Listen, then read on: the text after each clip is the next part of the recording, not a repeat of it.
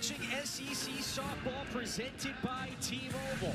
And welcome to Norman, Oklahoma at Love's Field, where the wind is gusting 30-plus miles per hour, batting down the hatches for this series finale. It features the Auburn Tigers and those Oklahoma Sooners, ranked 4th in the nation, and they go for a series sweep today to kick off their SEC slate.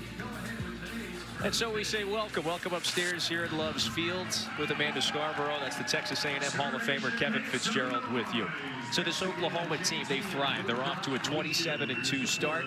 Different season, same story. The offense is explosive, and they lead the nation with more than 100 homers at this point in the season. You run out of adjectives to describe this offense, and we have, I think, for the past 6 years, because we continue to expect high batting average, big home run numbers, up to 13 runs per game on base percentage. I mean, this Oklahoma offense is smothering, and they score quickly. You see the number 113 homers this season, and it translated over the course of the first 2 games of this series. Amanda, they hit 4 on Friday. Yeah, Pickering got 1, Parker got 1, and Gabby Garcia had 2. Auburn actually got the lead early in the game, but then Oklahoma's offense came roaring back. In game 2, the same thing happened. Auburn scored first. They led basically the entire game, but some defensive miscues and then some late clutch hitting is what got Oklahoma back into the game late, and they are now up 2-0 in this series. A pair of wins. They've scored 21 runs in those first 2 wins of this series. So this is Chris and Kate Malvo's lineup card. It too has been productive at the plate. Matter of fact, they hit 6 homers against Oklahoma's top 2 pitchers. Today, though, in the middle of that lineup card, they are without their starting second baseman, Destiny Rodriguez. Suffered a shoulder injury yesterday, so Daigle Wilson will get the start and bat 9th today. And so, meanwhile, they face the lefty from Pittsboro, Indiana. This sophomore, Audrey Lowry, back in the circle again for game 3. Yeah, we saw really good moments out of Audrey Lowry as a freshman who got to pitch behind Sam Landry, who graduated last season. And coming into this SEC season, Patty Gasso has a lot of confidence in Lowry as really their ace in their first SEC series. Second start of the series, excuse me. Came into the weekend with those 11 wins, second most in the SEC, and here are the numbers. She's pitched to a 2.14 ERA after 8 starts.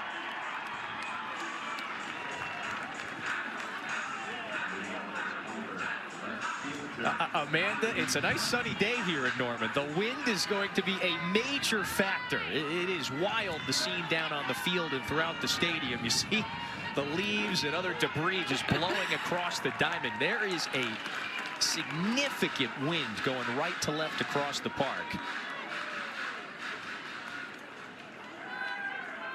Both coaching staffs certainly don't face these conditions and these teams very often. Yeah, and so away we go with Kylie Shaw in the box. Both were surprised, and even Auburn, like, we don't practice in this weather at our home field, but Oklahoma maybe a little bit more used to it.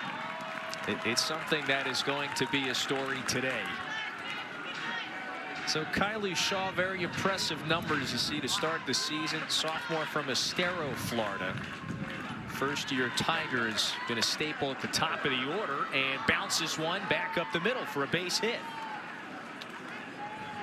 I talked about Audrey Lowry and Kylie Shaw getting a hit off of her right back up the middle of the field. But Audrey Lowry has had tremendous growth in the offseason coming into her sophomore year. She'll throw in the upper 60s with her drop ball, really pounds the zone, has a high strike percentage, high first pitch strike percentage, and then also will stay down with her drop and curve, can go up on the zone with her rise as well, but forces a lot of ground balls like you just saw off the bat of Shaw. First pitch in the air off of Alyssa Hastings' bat. So, you know, we were waiting to see how that first fly ball would look and unfold. That's an easy out there to Minor. Every fly ball is going to be a hold your breath situation with the wind like this. It is unbelievable. And not to mention, too, I mean, all the leaves that are blowing around in the outfield. Like, you could be going up and looking to track down a fly ball, and then you could be running it down because it goes a different way, and a leaf blows in your face. I mean, there's just a lot going on with this wind today. It is going to be a story today. This is Michaela Walker, who's been in the 3-hole this year for Auburn. you saw it there in the top left. I mean, the wind could gust up to 50 miles an hour today. That is wild. Walker homered in the opener on Friday. Again, it's an Auburn team that blasted 3 in each of the first 2 games. When you think about all the home runs that we've seen in this series, that Oklahoma has hit 5, Auburn has hit 6, and this wind is just going to knock down potential home runs that normally on a day with no wind or blowing out would get out of here. I'm so interested to see how these teams handle balls in the air and how it affects the result of this game, with Auburn scoring all their runs via the long ball. That's tapped foul. I know something important to you, even just pitch calling and pitch selection and how you pitch batters today. So for Lowry, as you mentioned, she started the opener, went 4 innings, allowed the 5 earned, gave up the 3 homers. This is tapped over to the right side. And so an easy second out. Pickering is there. Shaw into scoring position with 2 gone. And so a chance here for Anna Lee Adams, the cleanup hitter, to maybe put the Tigers on the board first again. They've done that in each of the first 2 games. I'm sure Coach Malvo, both of them, have loved the fact that Auburn has come out and scored first against Oklahoma, not maybe showing as many nerves as you might think. It's tough to come into a place to play like Love's Field because of their big crowd and the momentum and how loud it is, and you just know the history of Oklahoma and all their national championships. Adams waves and misses at that one, so the count evens. That was something Chris Malvo, Chris and Kate, the co-head coaches, they were interested to see how it would unfold from that Auburn side. A number of first-year starters in the Tigers lineup this year. And they were very impressed with how they threw the first punch, especially yesterday. They had that lead late into the game before ultimately falling 8-5 in the middle game. The all-conference cleanup hitter bashes that one foul. Yeah, I mean, let's be honest. Auburn had a real chance to take Oklahoma down yesterday. There was a big defensive miscue out in right field with 2 outs that led to Oklahoma taking the lead late in the game. And that's not to say Oklahoma never goes away, but you put yourself in a position to beat them in the 7th inning, and it was taken away from Auburn because of that defensive miscue. You know, the first game for Malvo's squad, they fell behind big early and ultimately dropped that one 13-5. Yesterday was a bit tighter. 8-5 was the final. Shot at the co-head coaches who guided this program to the NCAA tournament last year. Lowry locks up Adams to close out the first. Strands a runner in scoring position, and so that explosive OU lineup bats for the first time next.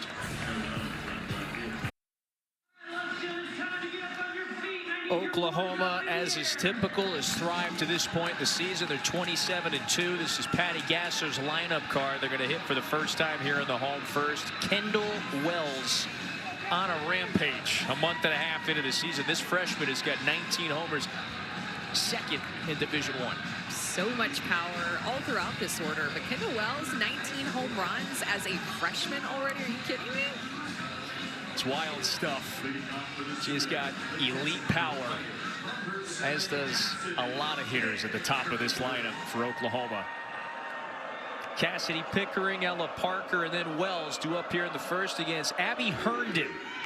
This is the lefty from Killen, Alabama.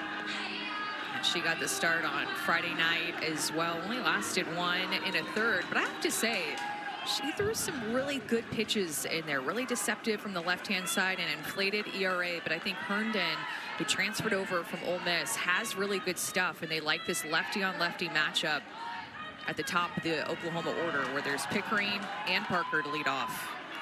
You've got 4 of the first 5 in Gasser's lineup card that are lefties. Typically, he's got 5, 6, 7 in there from game to game.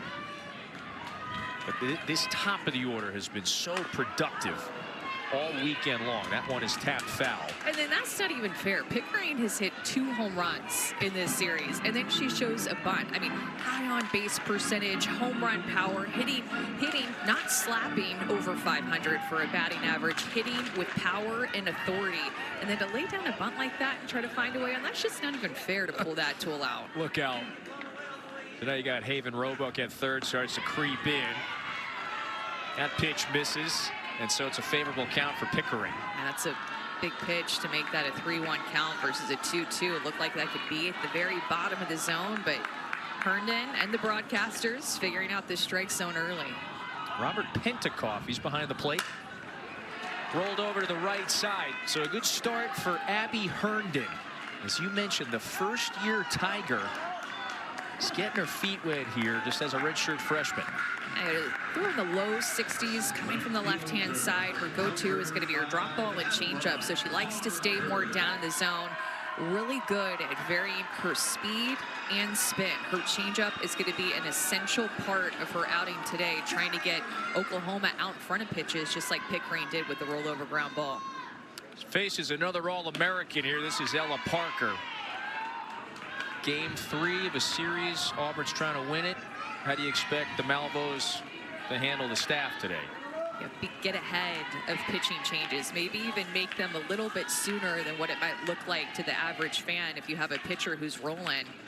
Just trying to keep Oklahoma off balance because they can make adjustments so quickly. So right now I feel like not just with Auburn's pitching staff going up against OU, but just with pitching coaches in general in our sport, it is that balance. How long do I keep a pitcher in? Because offenses are so good, make such quick adjustments. They're trying to be proactive about it instead of reactive. This time Herndon has fallen behind Parker. And Malvo, he made it very clear pregame that they were going to be tactful to just do whatever it takes to try to leave Oklahoma with a win. As you pointed out previously, they had a late lead against these Sooners yesterday before ultimately falling. So it's a 1-out walk. Parker is aboard. We're going to get our first look at one of the best freshman hitters in America. Maybe just one of the best hitters overall. That's Kendall Wells. The catcher, number 1, Kendall Wells.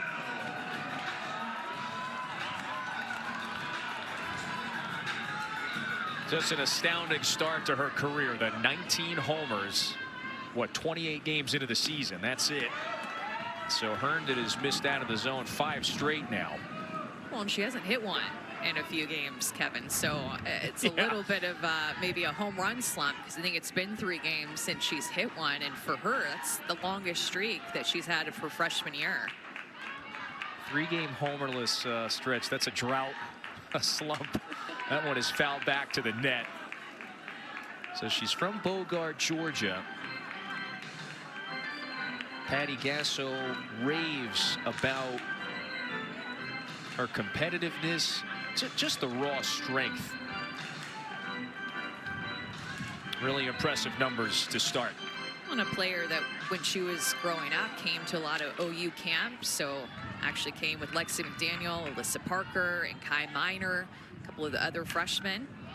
So just has a lot of experience being around the OU program, getting a chance to work with JT Gasso in those camps. And of course, as you mentioned, just getting stronger. She's a really good athlete, but knows how to put in the work, knows how to use her body efficiently, and has really had that all translate her freshman year very, very quickly.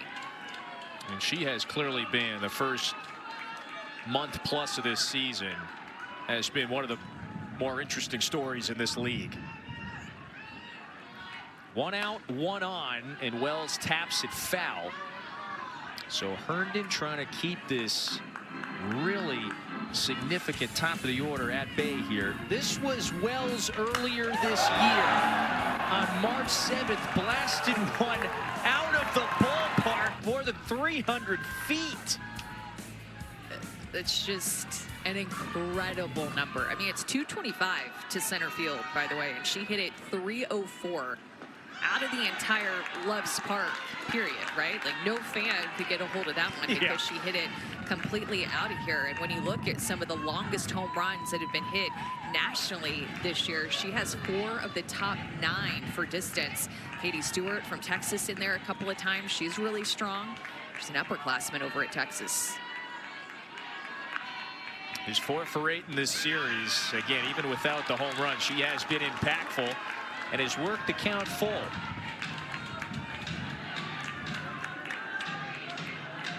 Looking at her high school stats, too, not only had she hit a bunch of home runs, but she had 62 stolen bases in high school, too.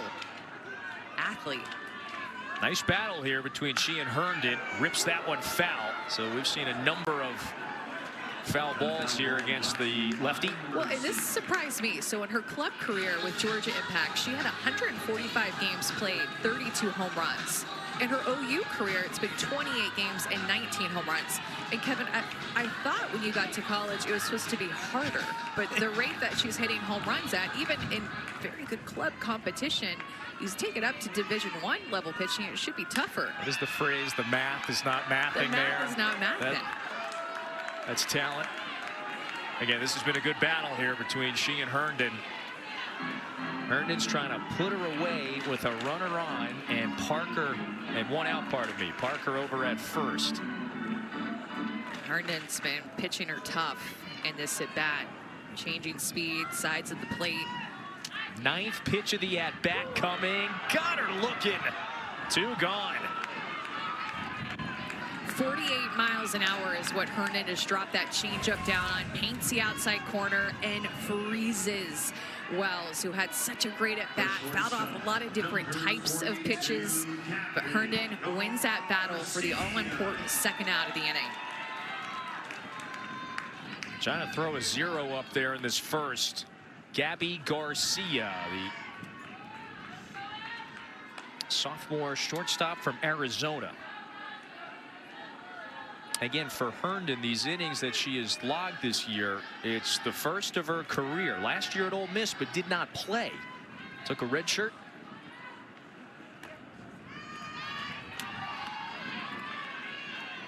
And so she was one of a couple of transfers that the Malvos added to their rotation this year.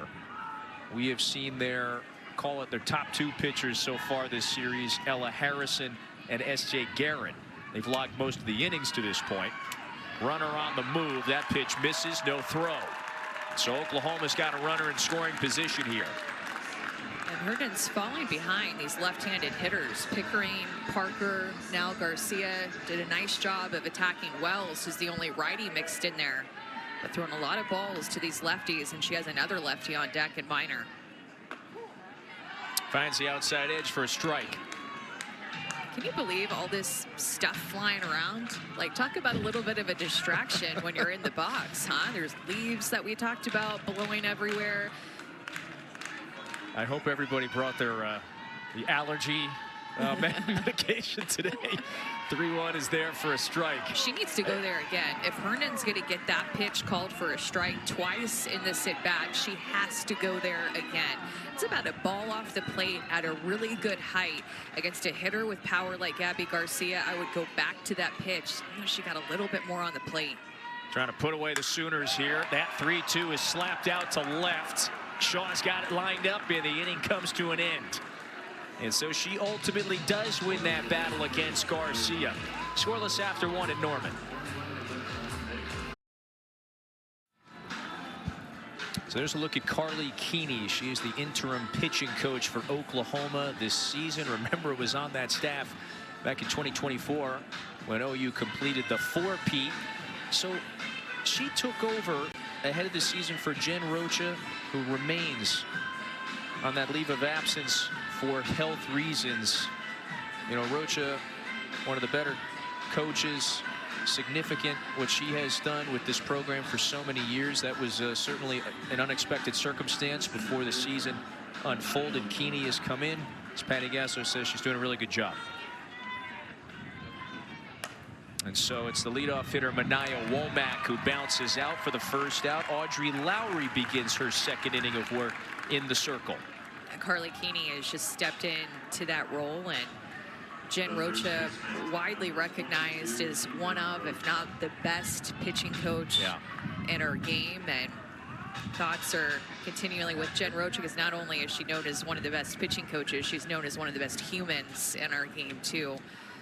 And a big part of Coach Gasso talked about, you know, just working through the challenge early on in this season of the pitching staff working without her, but Coach Rocha is in contact with Carly Keeney, who they called her on a whim, and it was Coach Rocha and Coach Gasso talking about it, how everybody was kind of locked up pitching coach-wise, but they knew that Carly Keeney could be available. She was actually at Kinsey Hansen's wedding, who was a catcher for Oklahoma a couple years back. You know the name.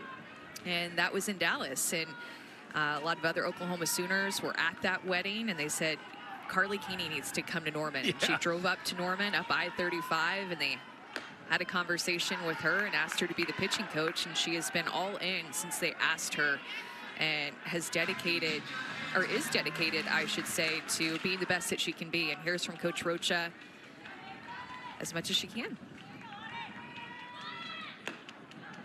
2-0 misses inside to Haven Roebuck. Again, it is a challenging situation that has unfolded. And Gasso, she has been complimentary just about how she has learned, how you structure bullpens, in-game pitch calling. As you mentioned, has been in constant communication with Jen as this year has unfolded.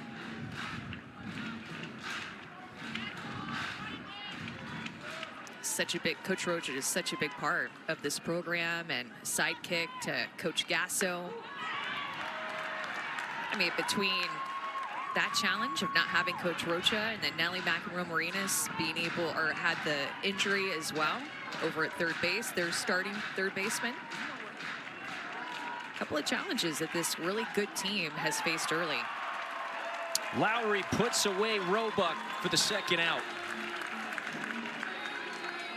And again, we wish Coach Rocha just the best, speedy recovery. So a good start to this second inning for Audrey Lowry. She faces the 7-hitter Delaney Amua, who has earned a number of starts lately in that DP slot. She's been effective. Freshman from Livermore, California.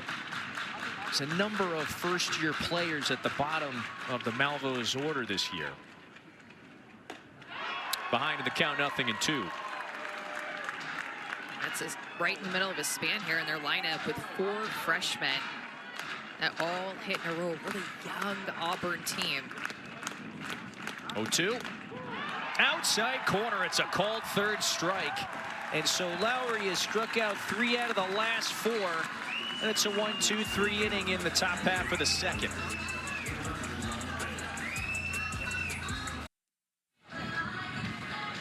So a handful of freshmen in the starting lineup today for Patty Gasso's crew. They have all been productive. It'll be Minor and McDaniel, 5-6 of the order here, followed by Agbayani. And you see what this group has done this year. You know, heavily relied upon. They've been effective. Yeah, and you lose sight of this Oklahoma team, really how young they are, how impactful this freshman class is. They had a tremendous freshman class last year, headlined by, of course, Gabby Garcia, but a lot of youth, a lot of freshmen, a lot of sophomores, just a lot of athletic bodies in this freshman class, and Kai Minor may be the most athletic in this class. Minor takes that pitch in for a strike from Abby Herndon, who threw a scoreless first. Yeah, Minor's got not 1, 2 triples this series. His first-year player from Irvine, California. You saw the batting averages. So she leads the team with a .519 mark to this point. He's got to protect here with 2 strikes. Yeah, and they have a really big shift on her, probably due to the wind. And I mean, we have Kylie Shaw. You can't even see her, but here she is playing the left field line, and then the shift of the center fielder Womack basically playing in left center field, and then in right center field is Walker. So a lot of holes, big shift toward the left side for the outfielders for Auburn with this wind. Boy, Shaw is what, 20 feet off the chalk line. It's a nice flip from Daigle Wilson, who gets the start today in place of Rodriguez at second. There's one quick out. McDaniel to hit next. again, it's worth reminding here. This is legitimately, 30 to 35 sustained wind, 30 to 35 miles per hour. It could gust up to 50. What was the word today down at the Diamond? Excessive. Yeah. Excessive seems to be the word to describe the conditions today. Yeah, I feel like we're in the Wizard of Oz movie. That one is mishandled in the circle by Herndon. And so Oklahoma got a runner on here. Yeah, big shift on the infield for Auburn with 3 infielders on the left side, and then Herndon just ended up popping out of her glove that easily.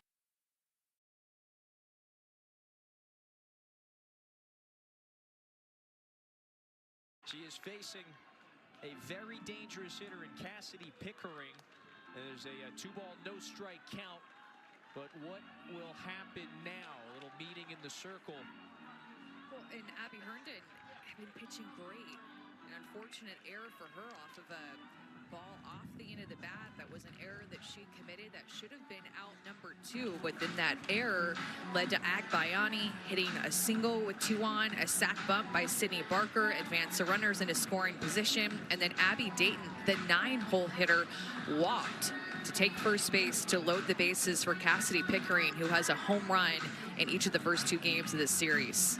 Yeah, it's a great recap, partners. So again, we are working to get that scoreboard, scorebug up there for you folks at home. Again, bases loaded and an opportunity for Oklahoma. You always say about this Oklahoma team, if you give them that little opening, if you make a mistake, they do a very good job at burning you. And is it going to happen here?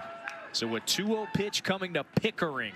It's in for a strike. Well, and you feel like you have to play perfect defensively against them, but the errors that Auburn has committed and the miscues in this series have been fairly routine plays at times that have opened the door for Oklahoma to put up big numbers. No score. Oklahoma trying to break things. It's in for a strike, and so Herndon has climbed back. She has evened the count. 2 balls, 2 strikes, 2 out.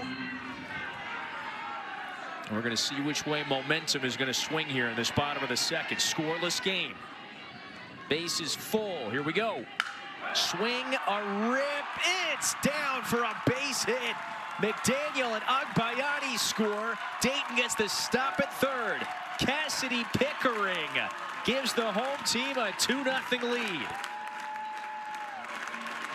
It's a great job by Cassidy Pickering, just going up, looking to hit the ball hard, but Walker has been tested in right field. Look at how she comes in first, and then it goes well over her head. So that first step was in, misplayed off the bat, didn't even give herself a chance to catch that in the air. And Oklahoma takes the lead. 2-zip, Ella Parker at the plate. And you still have the 2 Sooners in scoring position. So for Pickering, she's now knocked in 6 runs in the series. I feel like her and Gabby Garcia are competing to see who's going to be SEC Player of the Week, or at least an option for that award. OU going for the sweep today. Parker tops that foul. Again, we appreciate everybody sticking with us. We're working to get that scoreboard up there for you. It is 2-0 Oklahoma. You know, we've discussed the wind. Very blustery, gusty day in Norman. Yet you had the Wizard of Oz reference. Maybe a house is falling on the power line here. Here we go. Pitch is outside. Herndon has pitched so well, Kevin. This lineup, the first time against them is not easy. The second time against them is even more difficult because they've seen you once. But she's done such a nice job of getting them off time, being able to keep the ball low in the zone. A lot of ground balls to her infield, and gets a strikeout there with 2 runners in scoring position. And so she needed it. The error opened things up for Oklahoma. They get 2 on the Pickering double. 2-zip Oklahoma after 2. 3-game series that was. Oklahoma winning that game 3, the 2016 Women's College World Series final. Several of those games decided by just 1 run. You had the game 2 as an extra inning thriller. Paige Parker for Oklahoma really put the team on her back in that Women's College World Series and throughout the entire postseason, but had names on that team like Shade Knighton and Sydney Romero. And then on the other side, remember Clint Myers was their head coach at Auburn back in their years of competing in the Women's College World Series and competing for SEC championships. Casey Cooper, Emily Carasoni. And that was a great game. When Game 3 comes down to a one-run game for the national championship, I mean, that's just an epic finals. And you nailed it. Auburn went to back-to-back. They also went to OKC that following season. And for Gasso and the Sooners, that was the first of 2 back-to-back national championships.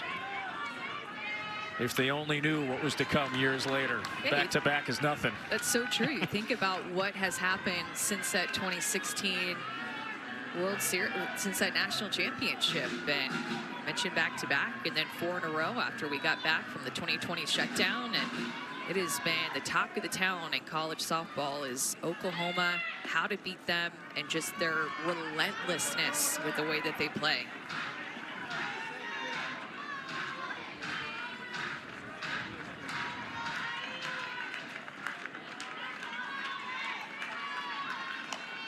Third inning in Norman.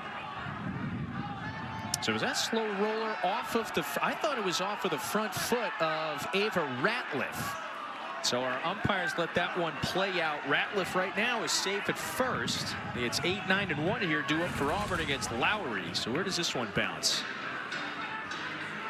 Definitely off of her, and Lowry noticed it. She has one of the best views, being right there close to the ball coming off of her bat, but the home plate umpire did not notice it. Looked like it hit off of her front leg. We'll get together and talk about it.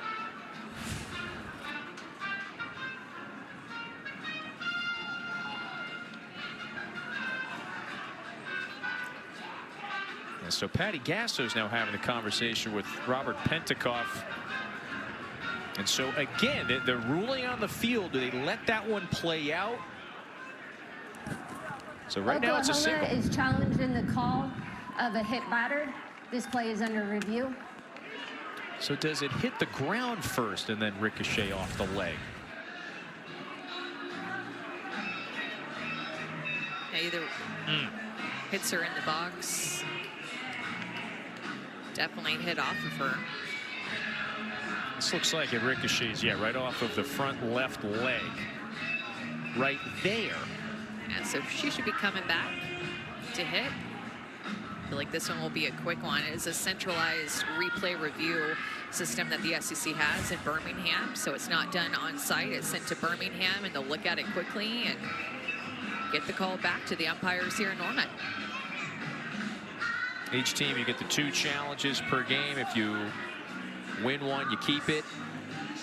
And this year too, if you win, you do get to keep it, which is a change in college softball. We did not have that in years past.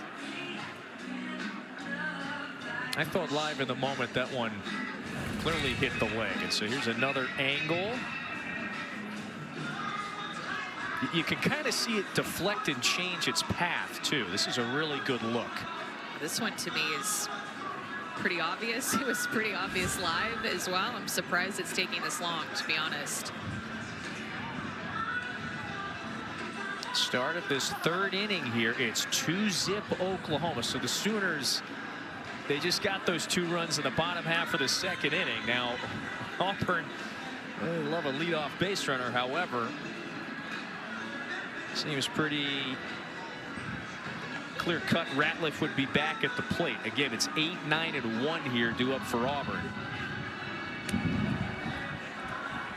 After further review, the call on the field is changed to a dead ball. The batter is coming back to the plate with a 2-ball, 2-strike count. Oklahoma will retain their challenge. They have 2 remaining challenges. So there you go. Really well explained there by Susan Really great. Eads. Yeah. That's like one of the best explanations I've ever had. She reset us, what the count is. She Patty Gasso gets to keep her challenge. Love that. Well, it's great for the fans that are in the building as well to just have that information in the moment. At Love's Field, this Yeah, you normally have a larger audience in this building, 4,000 plus capacity here, so why not? If you are a fan out here at this game today with 50-mile-an-hour winds and the temperature dropping rapidly, you're a true fan. Yeah. True fan. I've seen a few more ski caps than I thought I was going to see. Yeah, we talked to this Tiari, morning. and we talked to Tiari Jennings on the field. She's with the Oklahoma support staff, and we're like, you think people are going to show up for this win? Oh yeah, oh yeah. Sooner fans, they're all in. And pitch is up and in. And so that is a walk. Ratliff ultimately does reach base. Daigle Wilson, 9-hitter coming up. I think Riker Chasen, pitching coach for Auburn, was kind of playing weatherman out there pregame, just observing, see which way the wind was blowing. It is a very stiff breeze blowing from right field towards the third base line. I mean, it's a significant windy condition today.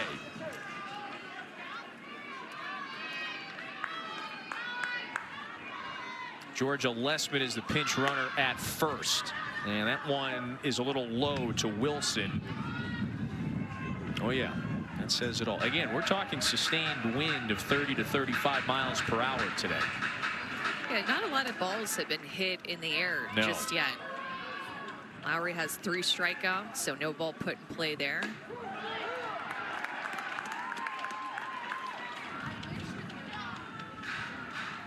Wilson gets the start today. Again, Destiny Rodriguez, that's Auburn's starting second baseman, on a really fine defensive play yesterday.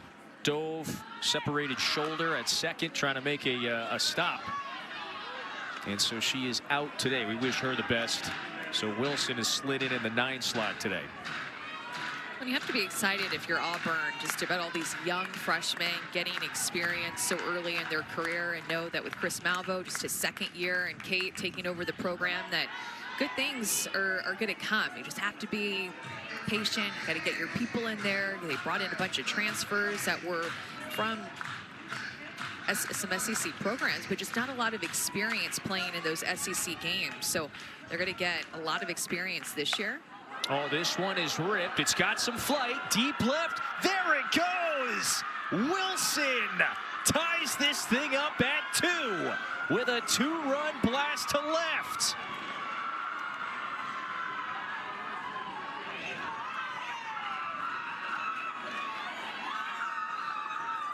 Spot start, big impact in her first at bat.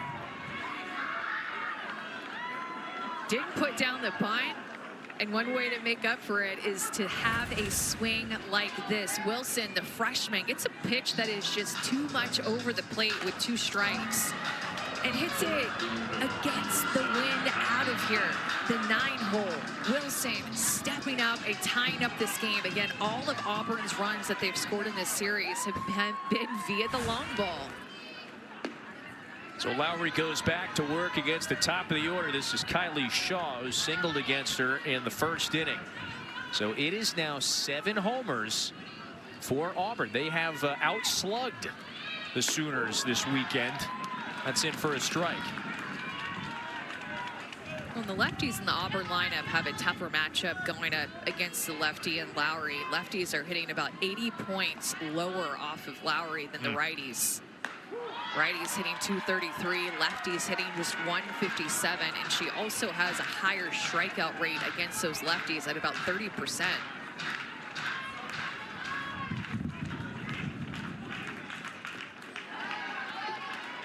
I thought you nailed it. That pitch to Wilson just covered too much of the plate.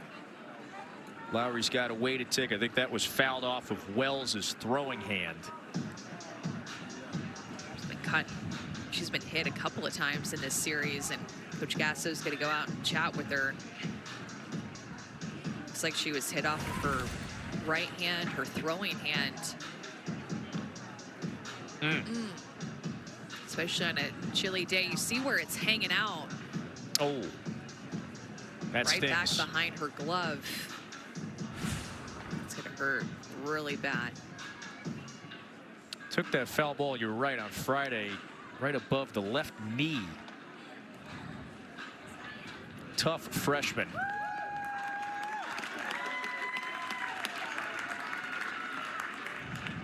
I want to go back to that point just a moment ago. Up until that pitch to Wilson, what have you made of Lowry's day so far? One time through the order. Yeah, I thought that she's looked really sharp. I feel like that's one of the few mistakes that she's made. But this is what happened to Oklahoma in yesterday's game too, with Miley Wachenio in the circle getting the start. There was a walk and then a home run, a hit by pitch and then a home run. And look at this inning: walk and then a home run. So these walks, these free passes, are hurting the Oklahoma pitching staff big time. And it evens the score. They immediately respond after OU scored 2 in the bottom half of the second. 1-2 pitch coming to Shaw. And the off-speed got her. That's the 4th strikeout for Lowry. Advantage pitcher that time. Shaw has had to wait around for Wells to get right. And there you go. 4 strikeouts for the redshirt freshman. Hastings flew out to center first time up.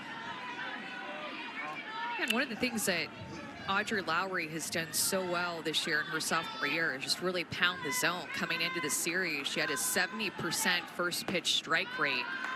In Friday's game against Auburn, just 50%, and so far in this game below 50%. So not attacking the zone as much as we've seen her before entering SEC play.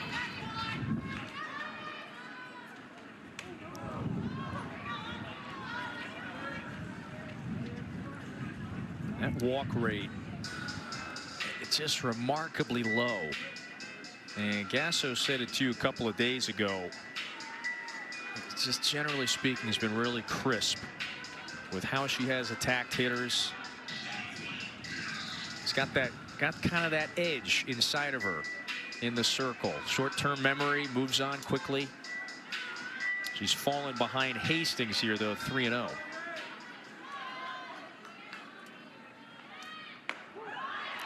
Coach Gasso had said, Lowry has become a professional this year, just in her own way, just really smart, understanding how her body works, what her body needs this year.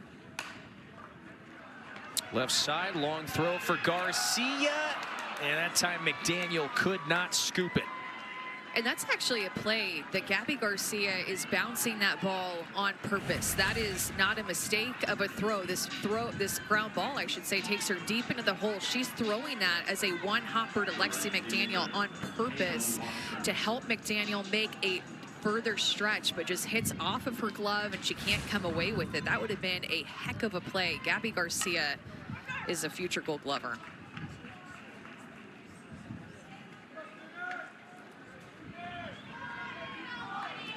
In that situation, would you rather her throw a strike to first there? Like you mentioned, bouncing it with intent. That's likely a play that they practice all the time. So if that's what they're practicing, go ahead and transfer that over to games. But you can probably get a little bit more on that throw too by throwing a little bit lower, bouncing it, trying to get that bounce to your first baseman. You don't see it all too often at all, but it looked like she knew exactly what she wanted to do. So 1-1 is in for a strike to Walker. You saw Walker's got 9 home runs now. That's a team best. Right fielder from Marietta, Georgia. Signed out of the portal and earned that starting job in the outfield.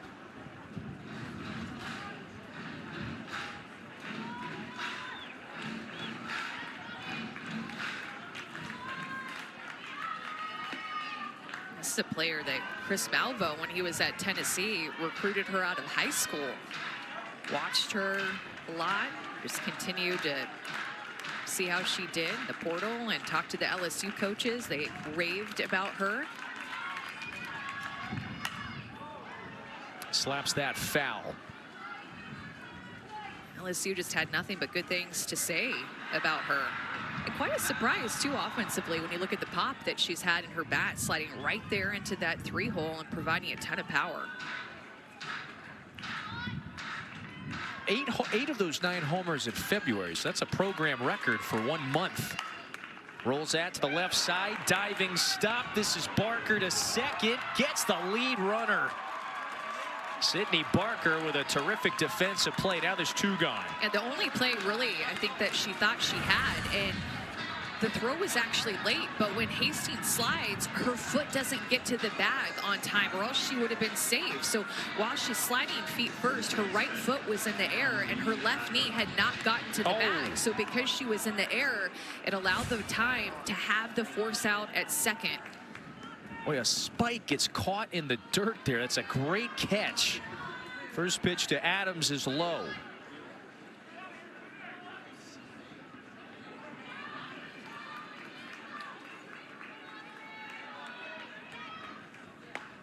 Yeah, why don't we look at that again? That was a very interesting sequence.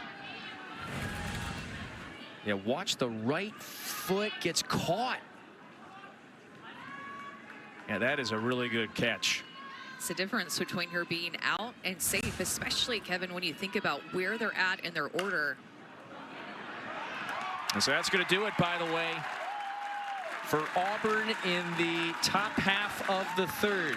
But Dago Wilson, in just her 15th at-bat of the season, making the spot start today, goes yard.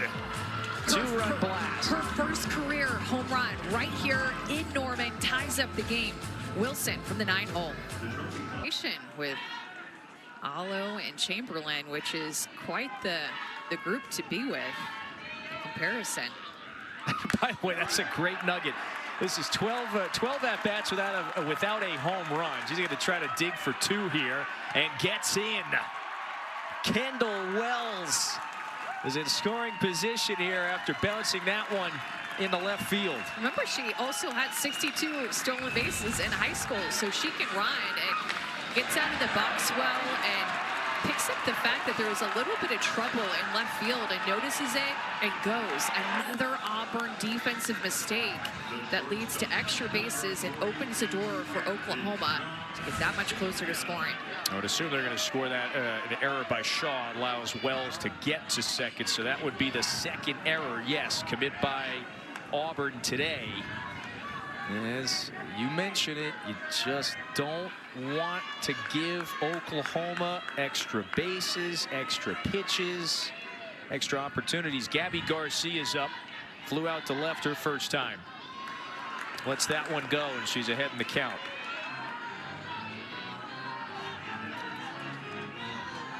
This is Abby Herndon, second time through the order.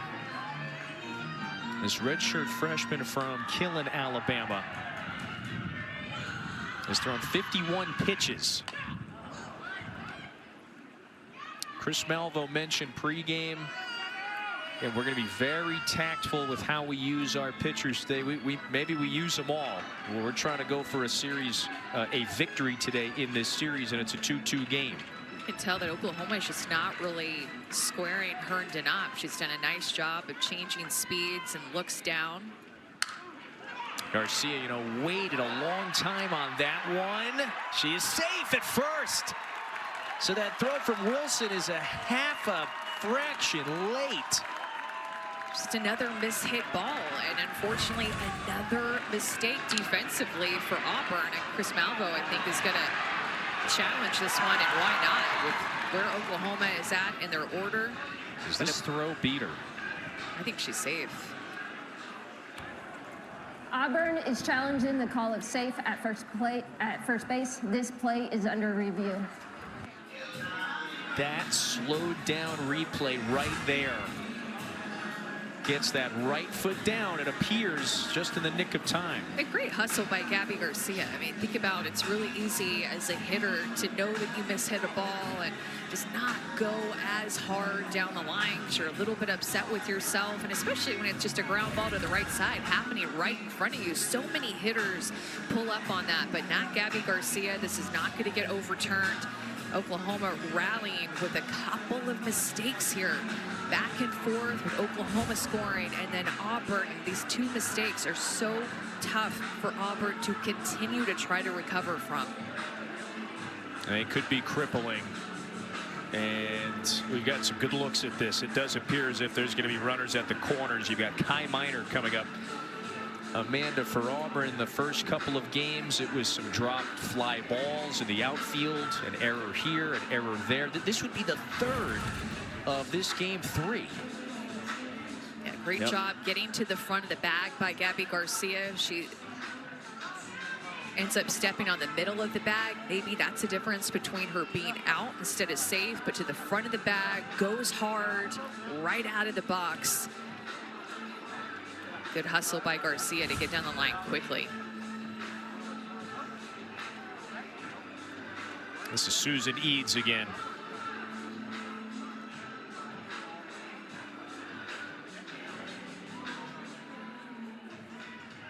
I think waiting for the music to cut out here.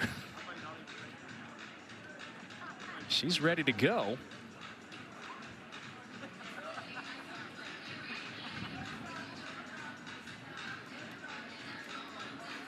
I just feel like there's been a couple of replays that we've looked at that have just taken entirely too long. Usually I feel like we had gotten into a really good groove. First weekend we were quick. I'm not really understanding what's taking so long.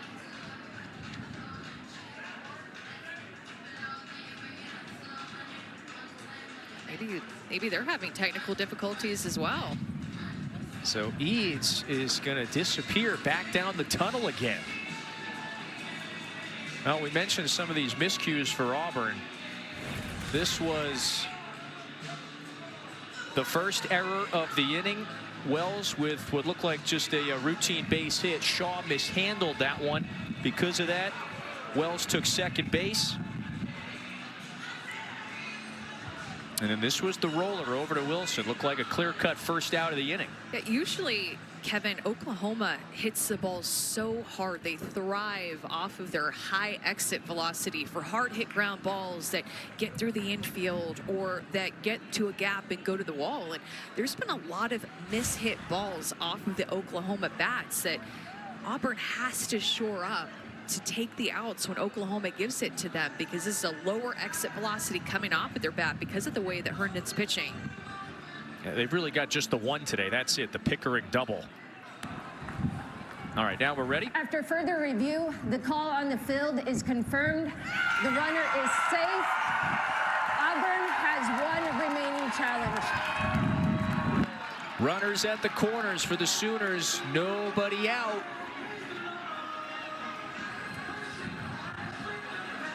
And so Auburn is not going to mess around right here. It makes a pitching change.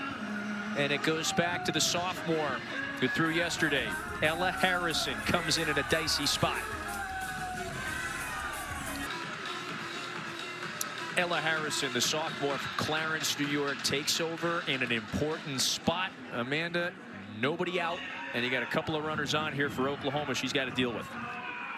And Oklahoma saw her in yesterday's game. She threw the complete game, threw 109 pitches against them, and gave up 11 hits and 7 earned runs. Defense at times did not help her out. There was a misplayed ball out in right field that, you know, in your softball mind goes down as an error, but instead it goes down as a hit. So a few of those runs that ended up going down as earned runs against her should not have been if her defense would have made plays. 83 innings now. That's by far the most on the team. This first-year Tiger came over from Rutgers in the offseason. Faces Kai Minor to get this thing started. The runner at first, Garcia took second. Two in scoring position now.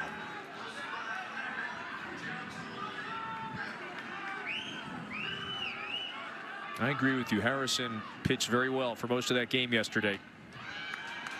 Yeah, and went into the, go ahead, partner. Well, and she can throw 3 different speeds, and that's what helped her to stay in that game so long, because of the fact that her drop ball will come in at about 68, her rise ball comes in at about 60, and her changeup at about 53, 54.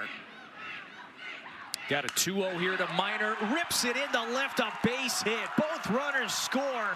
Minor can fly. She pulls up at second. 4-2, Oklahoma.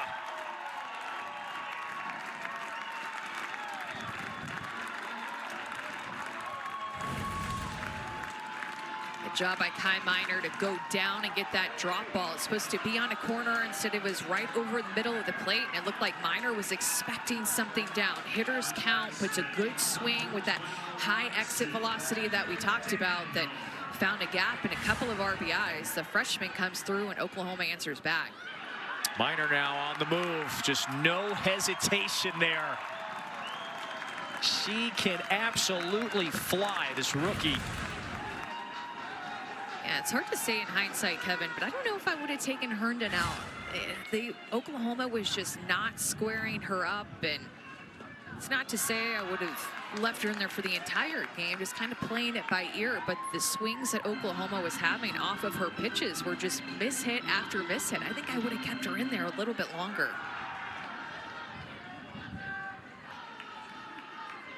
To Lexi McDaniel. And so Harrison has fallen in another hole here. How was Herndon approaching most of the hitters today?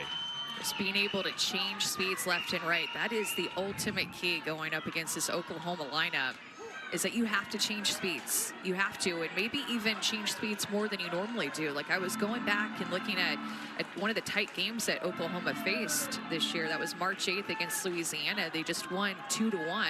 The pitcher who threw against them threw double the amount of changeups that she did on the year. So against Oklahoma, it went to 30% changeups versus her just 15% mark on the entire year. So to face them, you have to be able to change speeds consistently, which is Auburn pitchers do a good job of having a 3-speed mix with their pitching coach, Riker Jason. They got to get an out here, a payoff. And McDaniel does not chase. Runners at the corners.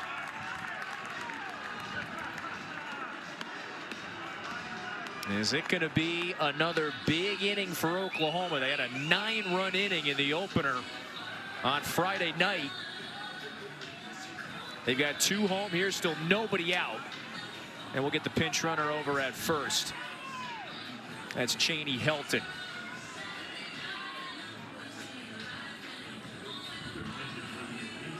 Oklahoma, number 3, Cheney Helton.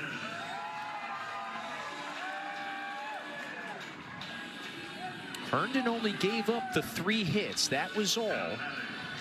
But again, the errors, and oftentimes against this program, they are momentum-changing errors. They can knock a pitcher off form. Ailana Agbayani lets that one go. The runner advances to second, no throw. Well, and it's early, and this isn't to say that Harrison can't find it, but she just doesn't have it right now. Some of these misses are big misses, and she did such a good job yesterday of just staying around the strike zone, tunneling her pitches up, down, and change up. Like, everything kind of came through this same tunnel where she would spin it up a little bit or spin it down a little bit or change speeds with her changeup, and it's what made her so effective against them yesterday. But here, her misses are so big that out of the hand, these Oklahoma hitters are already able to tell that it's not going to be close to the zone. There's Jason, yep, watching on. It was the double to Minor, and then she walked McDaniel. Infield is in. That one catches just enough for the outside corner. And he's such a great pitching coach, really highly respected with the way that he can get these pitchers to vary their spin and their speed. Such a good job with going to pitcher strengths.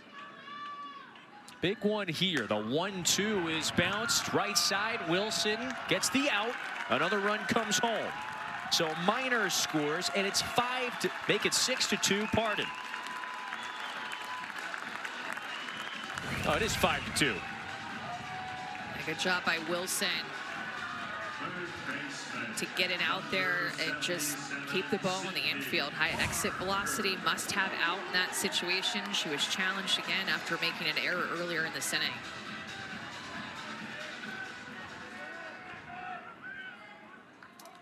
OU with 3 runs home in this 3rd inning. Sydney Barker slaps that back to the screen. You know, when we talked with this Auburn staff, these are Barker's numbers off to a really good start. You talk to the Auburn staff, and they mentioned just in this building, you know, playing at this stadium, that there's just kind of tidal waves of crowd momentum. And those errors, they really just pounce on you as a crowd. Players feed off of that. Sometimes it can it can knock the opposition off kilter a bit. Just is really loud, I think, too, with the way that the roof comes over the fans in the bowl, down the lines, and behind home plate. It's a home field advantage for sure. Infield still in. That bunt is back to the screen, and so McDaniel, or pardon me, Helton, she was on the move there from third.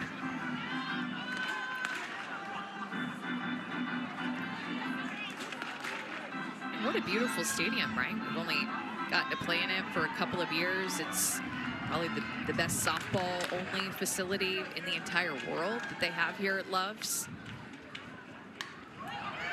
And I love, too, the fact that, you know, their fans show up. So you know you can have those outfield seats that you not only have fans down the line, but fans behind the outfield, which you don't see a ton in our sport. Arkansas has some nice berms over in Fayetteville that kind of round out the 360-ness. So does Florida. That's foul off of Barker. Just 3 years old. This facility opened up. They like to call it the crown jewel of softball around here. What, more than 4,000 fans capacity? So well done. And you're right. I mean, any opening that they see that they can be loud and grab some momentum, they do it for their center team. Harrison trying to finish the job. Good off speed, and there's two gone. You can tell she's starting to find it, starting to settle into this game. Off-speed pitch, 57 miles an hour with her changeup. Down movement. That is a big out with the runner 60 feet away from scoring. Harrison threw more than 100 pitches yesterday, as you mentioned. Just replaced Herndon. 3 runs are in for Oklahoma in this inning, after 2 errors were commit in the field. So Gasso's team is up 5-2. Perfect timing. We'll talk to the coach when we return to the top half of the fourth. That pitch misses to Dayton. She walked earlier today.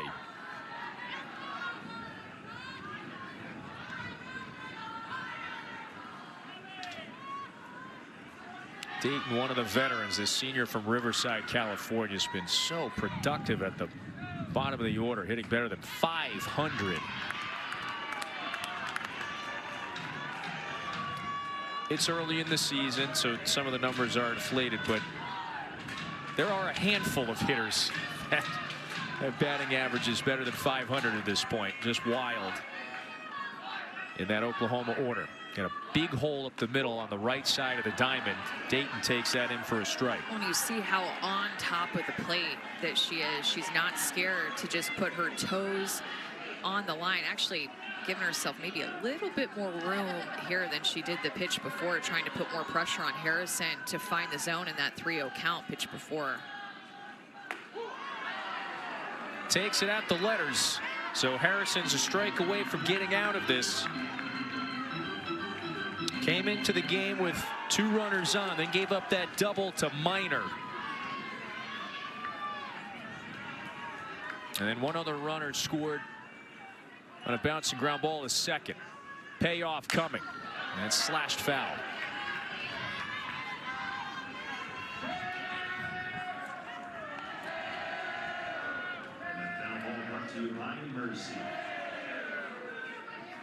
Series finale in Norman. Oklahoma's going for a sweep to kick off SEC play. Auburn wants to lead with a win. And it would be an impressive team against impressive one against this 4th-ranked team. So let's do this again. Yeah, there's a swirl of chalk and dirt right as that swing was happening. You see Dayton talking to Ratliff about it right now, and the umpire right here. Whoa. And she's still swung to protect it too. That is it's a grind of a swing right there to protect with 2 strikes. If you're Abby Dayton, everybody hanging in there for the chalk tornado. Yeah, just a mid at bat cyclone. The average Full count, Cyclone mid at bat payoff again. So it's another one foul back. I'm not a golfer, but can you imagine golfing on a day like today? Do you play golf? Oh yeah, well, and not very well without, 30-mile-an-hour wind.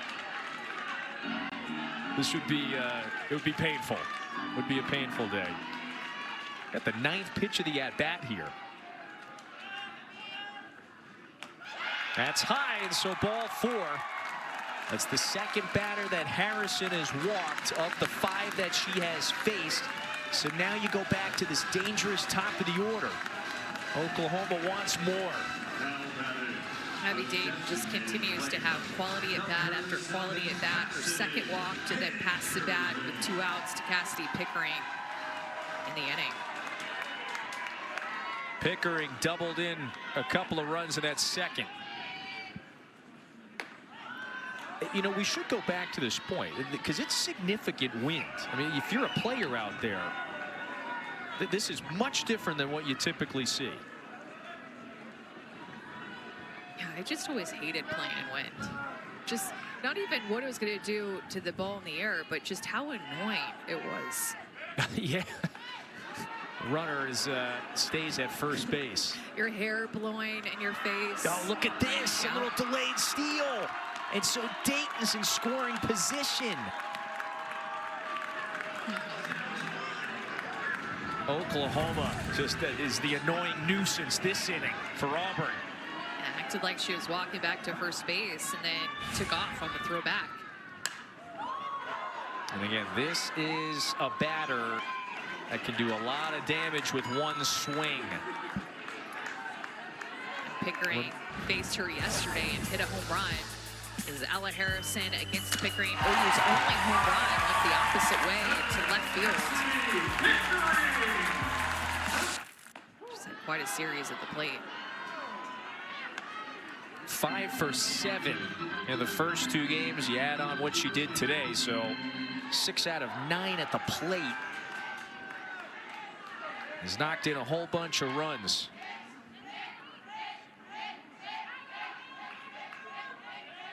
What is she going to do next here? That one's lofted down the line and just foul. Boy, that one was going to dunk in and bring in a couple just wide of the chalk line.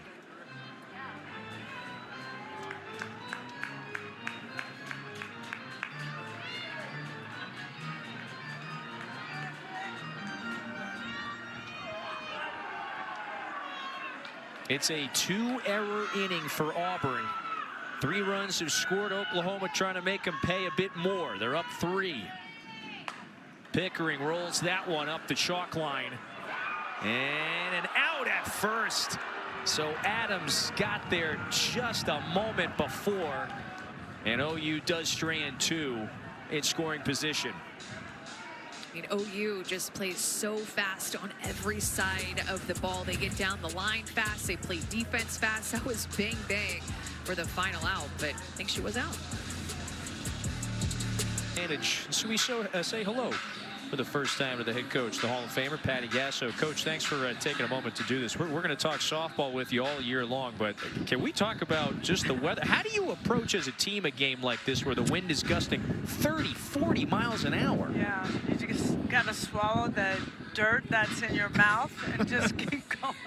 It's tough down here, it really is, but you got to fight through it. Our energy is really good right now in response back to the score by Auburn. So I'm just trying to keep my hat on. So I'm really happy with what we're doing right now. Coach, this is the first time we've seen you on national TV this year, and you guys have had 113 home runs. How do you even put into words what this offense has done so far this season? I attribute it to just hard training. JT's done a great job. Our strength coach, Joe Padula's done a great job. We hit a lot. They know hitting. They can speak hitting. It's a different language, and they're doing a good job of it. Coach, thanks for doing this. Guys. Yep, Get good down luck. here and feel this. Come on. I mean, let's not lie about this.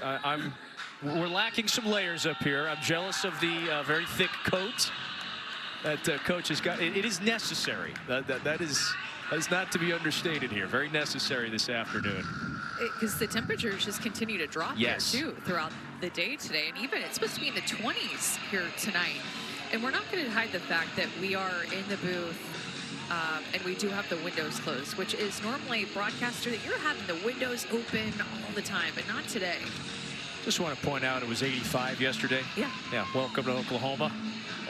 You know, the wind chill, or the feels like temperature, 50 degrees right now. So it's, again, nice sunny day, but just the weather conditions a big factor today. That one does ricochet off the screen, so no play for Lexi McDaniel.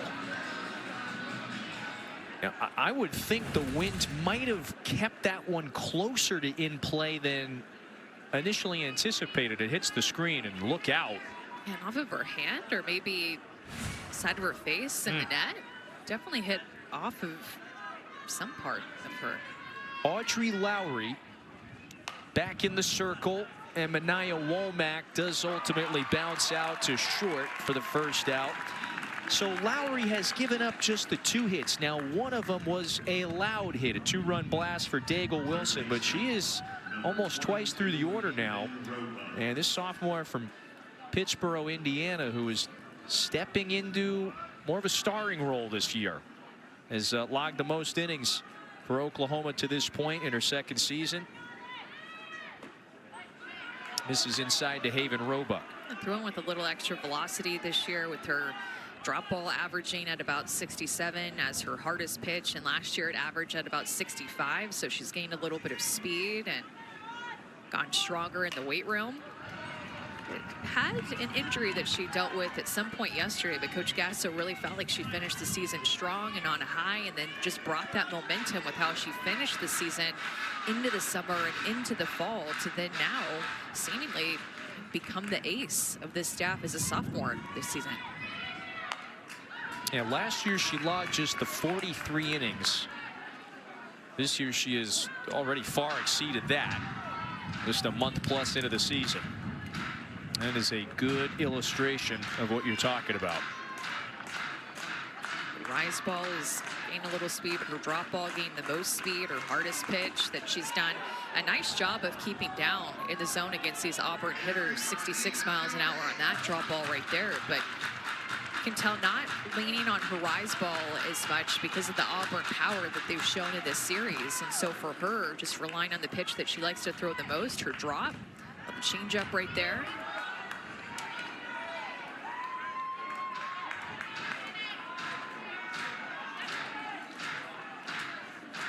Now she's got a payoff pitch on the way to Roebuck in a moment. A freshman from Winterville, North Carolina, lines it off of the base of the wall. Roebuck's digging for second. So it's a 1-out double for the freshman. These freshmen are stepping up big for Auburn. She had 2 home runs on Friday night and now goes with that pitch. This is a pitch that Lowry has used to strike out quite a few of the right-handed hitters that she's faced. And Roebuck does her homework, stays down on that pitch, threw it to the right side to get over the head of Ella Parker. And she has hit Lowry very well this weekend. That one just gets behind Wells enough to allow Roebuck to get to third. You know, Auburn has had to be resilient, of course, against one of the better teams in America to this point in the season. And will they respond? Can they get one back? This is Delaney Amua. Tops that off the end of the bat. I was also thinking about with Audrey Lowry, Oklahoma just has such a rich history of left-handed pitchers in their program. I mean, you think of Oklahoma and you think of iconic lefties. Jennifer Stewart won the national championship in 2000. Cammie Kiter, Keilani Ricketts, Paige Parker, who we saw that beat this Auburn team in 2016 in the finals. I mean, the list goes on and on. Kelly Maxwell, as of recently. Michelle Gascoigne, DJ Mathis. I mean, the list is so deep of left-handed All-Americans in this Oklahoma program. The standard, it is excellence here. Amua fights that one off, keeps the at-bat alive. And so you look at things kind of externally, or at least the external expectation for this OU team. at the outset of the season. Very much one of the favorites to win the league again this year. Won the SEC a season ago. Their first year in the league. Talk about a good first impression. Texas entering and winning a national championship for the first one in their program history. Yep. Things, yeah, they've never been easy, never been more difficult in this league. Garcia puts away a Mua, 2 gone. Roebuck still at third, and Ava Ratliff is coming up. You know, you look at that preseason coaches poll, and Texas in that poll is the projected favorite to win. Oklahoma right behind them. They do have 2 losses on the year. You know, they lost once to Arizona and then once to Long Beach State, which is definitely a bit of a surprise. Arizona, they went and played in Arizona, played them a couple of times and had some back and forth games with them. And that Arizona team, a team that run-rolled Texas Tech and Nyjah Kennedy on Friday. So good Arizona team that now has wins against both Oklahoma and Texas Tech. Yeah, they took 2 out of 3 in that series, so that's going to carry some weight. Quick meeting in the circle. Lowry trying to put away the side here and strand a runner at third. And there are the particulars here on Oklahoma. 19 of the 27 run rule victories. Again, as you'd expect to this point, capitalizing off the friendly portion of the schedule. You know, Patty Gasser was pretty candid about that, saying probably not as challenging of a slate as we typically do. However, there are few teams that normally play as challenging a slate as Oklahoma does leading into their conference season. Only 8 games have gone the full 7 innings, and there's only been 1 game that they haven't hit a home run, and that was against Cal February 21st. Ratliff pops that up. That gets behind the screen. Big opportunity here for Auburn. Can they get one back in this series finale? They've dropped the first 2, trying to avoid getting swept. Ratliff, one of the many freshmen at the bottom of the order. Waits, lets that one miss.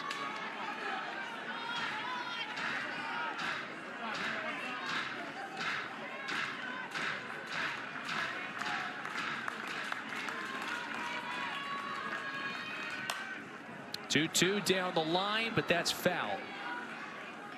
You know, let me ask you this though.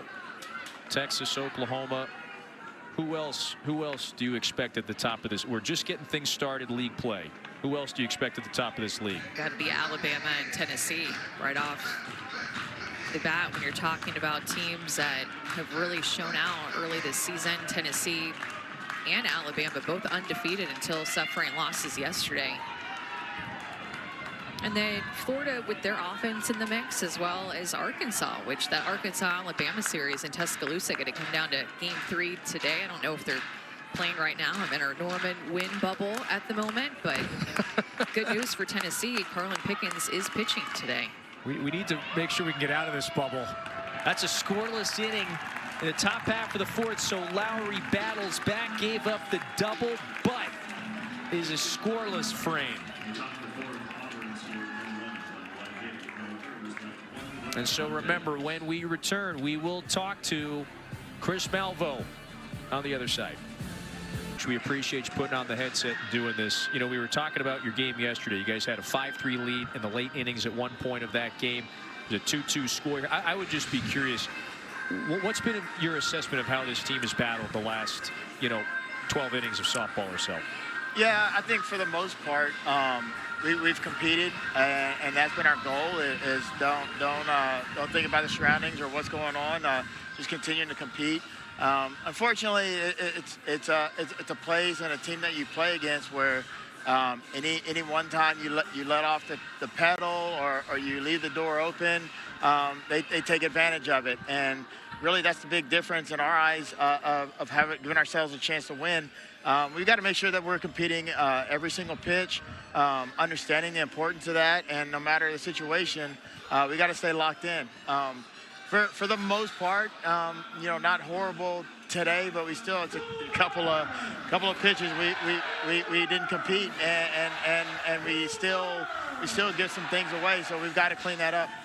Coach, second time that you guys are seeing Lowry this weekend. How do you feel like she's mixing things up in this second outing against you today? Yeah, she's throwing a lot, pretty much opposite, which you know you expect of how she did the other day, and she's doing a good job of making the pitches when she needs to, and when we're getting what we want, we're not 100% on it, and so we've got to do a better job and make a better adjustment where we're a little bit sharper and doing that. And so we still got a couple innings left that we got to figure this out.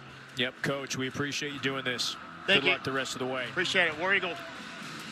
Great hitting coach is Chris Malvo. Super interesting story to Kevin that he went to Texas A&M, Chris Malvo did. He was just a regular student and became what was called an Aggie Gent for the women's basketball team.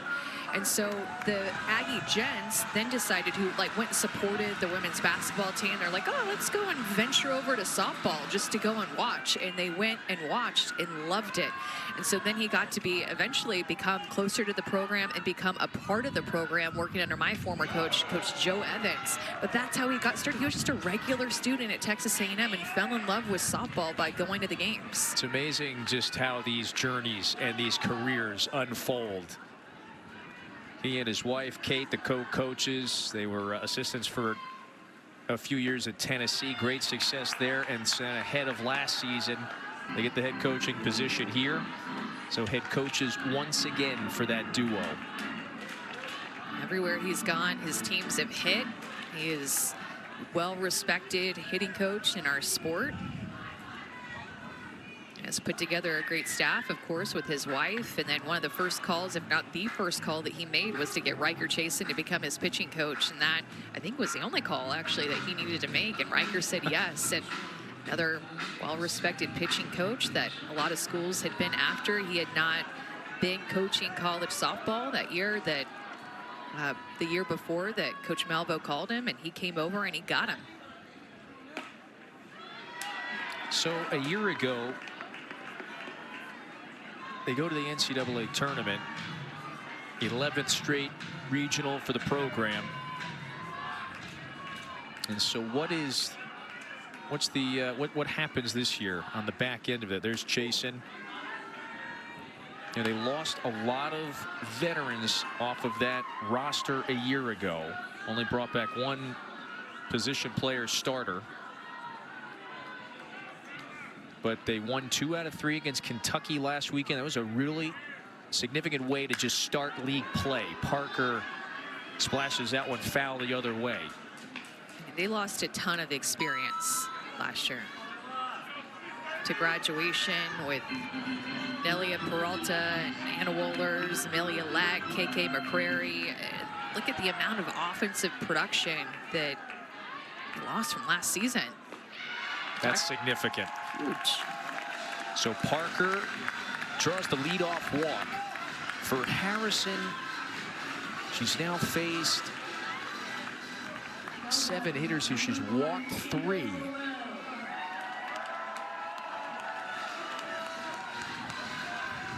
And this is the teeth of that Oklahoma lineup. Kendall Wells in the box. Singled and scored in the 3rd. Struck out looking against Herndon in the 1st. Rips that foul. She was on that pitch, just a hair out ahead of it. You know, she's wearing number 1 now at Oklahoma, but all growing up, she was attached to the 00 number.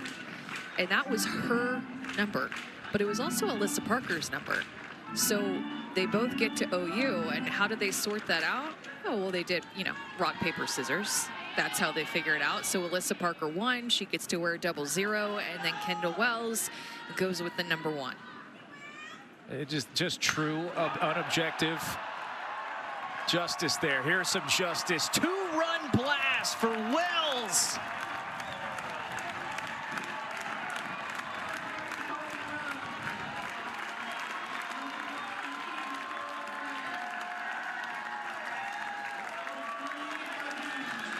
(7-2) in the 4th. It's scary to think that she did not get 100% of this home run. It's a changeup. It's more off the end of her bat. It was 55 miles an hour, but she's still so strong that even though maybe she got 80% of that, she's able to hit it well out of here. Still a no-doubter, even without barreling it up 100%. It's now 20 homers on the year for Kendall Wells. Put that into context. She's now tied Megan Grant at UCLA for the nation's best. Gabby Garcia out ahead of that, strike one. And that's a difference to me about Oklahoma's offense compared to the majority of others. I mean, UCLA has a stellar offense. You mentioned Megan Grant. They're scoring a lot of runs this year as well, but it's a high exit velocity and the way that the ball comes off of their bat. So a ground ball turns into a single because it's coming off 5 to 7 miles an hour harder than what a normal ground ball would be, and that turns into a hit instead of a ground ball out.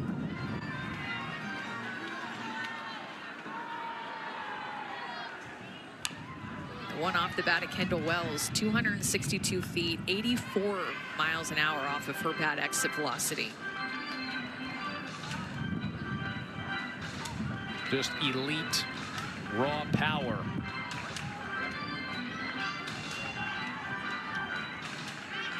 Here's JT and Patty. So fun to watch them coach together, mom and son. And you know, Patty relies more on that intuition, that old school feel about the game. I mean, she's been the head coach at Oklahoma here for 32 seasons now, has been around the game for a long time. And JT relies a little bit more on the data, the numbers, and combined, they make this lineup.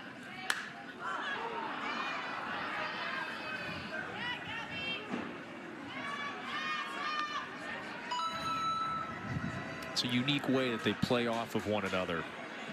I wouldn't mess with the formula. Things are working pretty well. Working great. Yeah.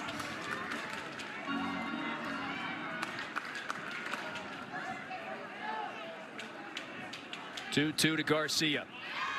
So now the count goes full. You had an interesting thought just throughout the week about how Wells really compares to some of those all-time players we talked about previously. Chamberlain, Alo, there's so many others you can throw, but those two in particular, it's some incredible power. So it's going to be a walk here with nobody out still in the fourth. And Gasso mentioned to you, it's just she's even got a different level of power compared to those two in her first season. Yeah, talked about how she came in stronger, different. And watching her, Coach Gasso said, you would think this girl has to be a junior. Whereas with Alo, her swing got better as she went on. She came in really strong, but her swing got better as she went along. But Kendall came in and it just started right away. And Coach Gasso said she attributed it to the amount of camps that she had come to Oklahoma and gotten a chance to work with JT at those camps and already had some familiarity, a certain language, way of doing things. Runner on the move, back up the middle, a base hit. So Garcia heads to third. Oklahoma runs, they hit. Runners at the corners. And is this going to be the inning where they really pile it on? It's perfectly placed, gets right past Wilson up the middle of the field, and another one of those hits. It's a little bit more off the end of the bat, but Kai Minor just so strong, still able to get it through the infield, and now runners on the corners with no outs for OU. Minor's had a super series. She's now got 5 hits over the 3 games. Lexi McDaniel hits. Checks that swing. So McDaniel gets that start at first base today. And that's probably the one position Gasso and the staff, they're trying to figure out who's best suited there. We've seen a lot of Alyssa Parker over there, McDaniel at times. Minor easily gets to second. And McDaniel today reached on an error, also walked. She's got a chance to knock in a pair right here. Oklahoma starting to pile it on now. Wave and a miss. It's a mighty rip. And Harrison is just trying to battle through this. And Auburn has been running these defensive shifts. Look at the second baseman, Wilson, playing right up the middle of the field where that last hit was off of Kai Minor's bat. But we've seen some big defensive shifts in the outfield as well as the infield. And starting to come more and more into our sport are those defensive shifts.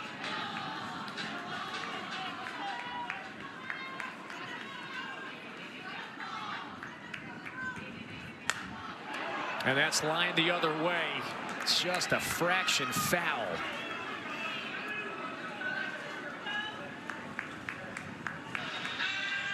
It's been a long game for this game 3. I mean, we're pushing 2 hours and just in the bottom of the 4th inning. Just a lot of foul balls, a lot of action, some reviews.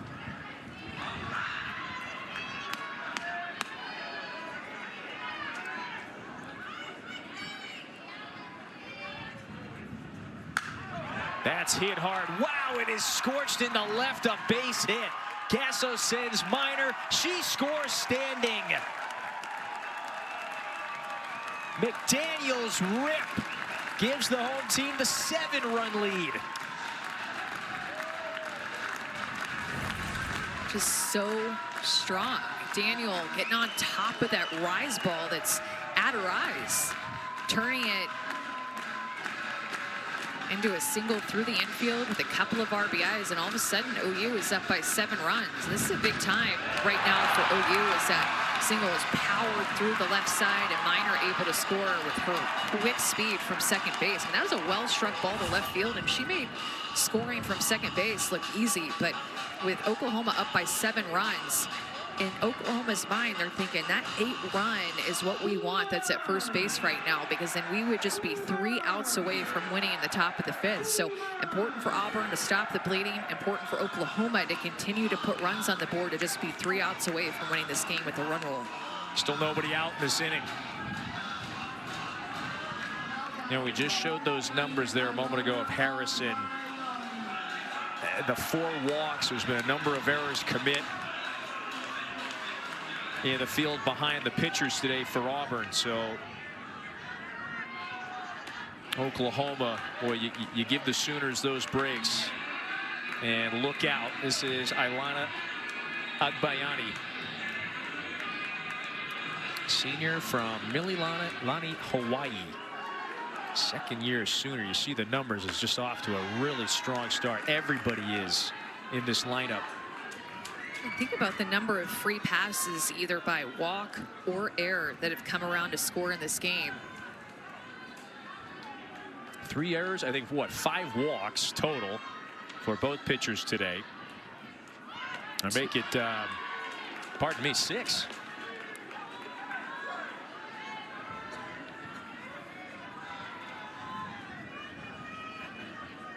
Oklahoma scoring in back-to-back-to-back innings. And Auburn, that's one thing in game 1 and game 2 that they had done a good job at, was scoring in multiple innings. Their offense had not gone away, but after the 2 spot that they put up and just that home run off of Lowry, that's been really all that they've been able to muster off of her.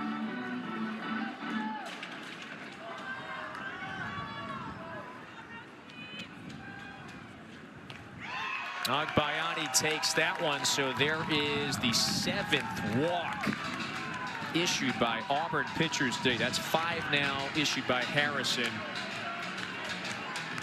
Yeah, 7 today. That's a big number. And what's Riker Chasen going to do?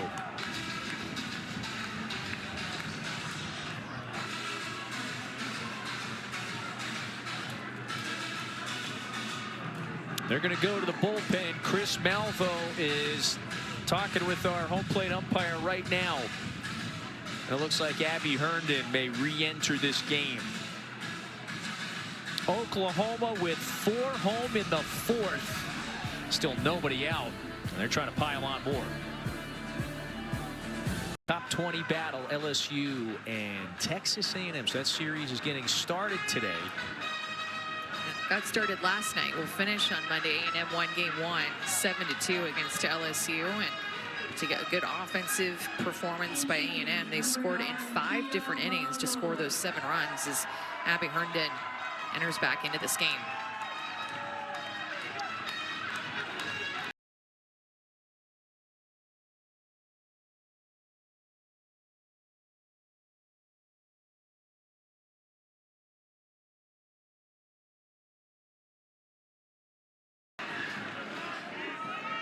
Tia Malloy,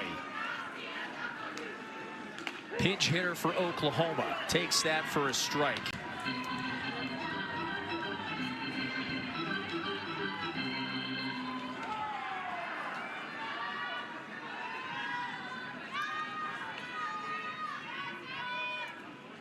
Sophomore from Washington is now behind in the count, 0-2.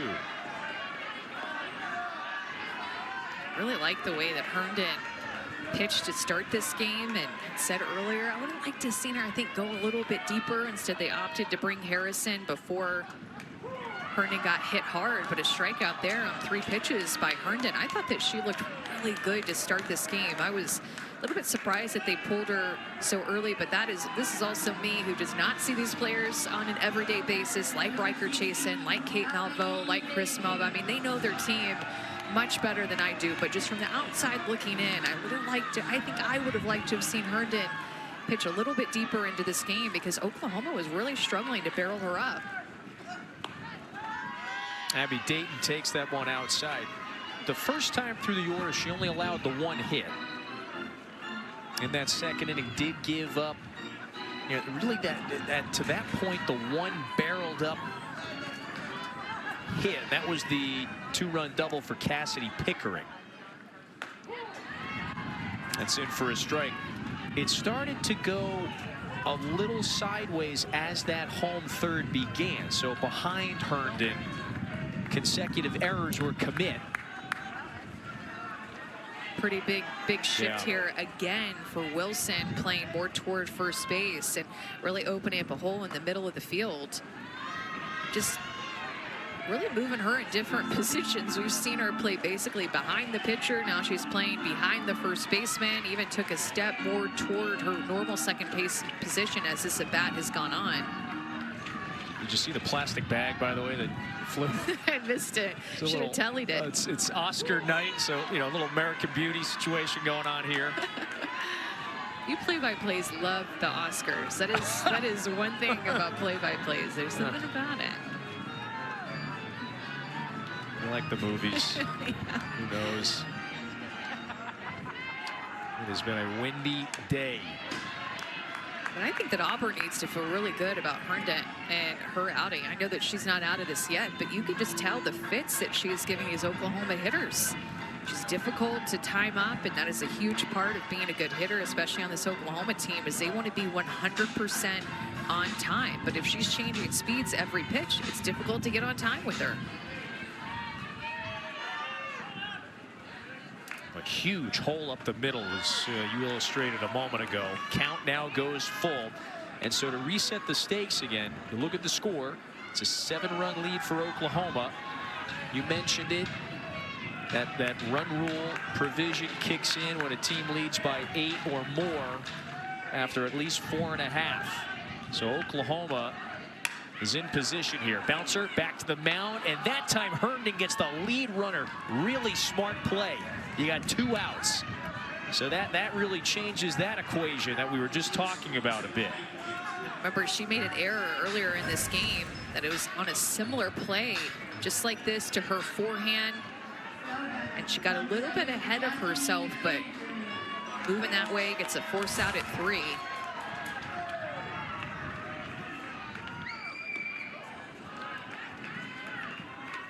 So that first pitch in, a little low. to Cassidy Pickering. Pickering today has hit the ball hard 3 times, 1 for 3.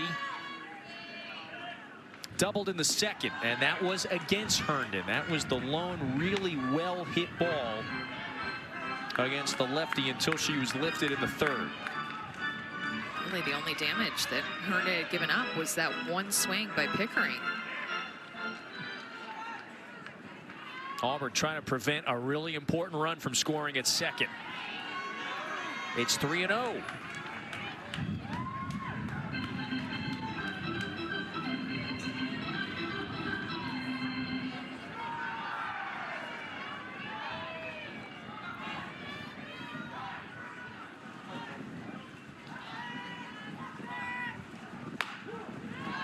Strike 1. Just a casual leaves blowing everywhere, just behind the hitter. I mean, just this wind is wild. Constant leaves in the outfield, just everywhere. This wind is relentless too. 3-1, that's a walk. Look, every coach we talked to pregame said, listen, we have all played in wind, we played it in conditions like this, but not to this extent.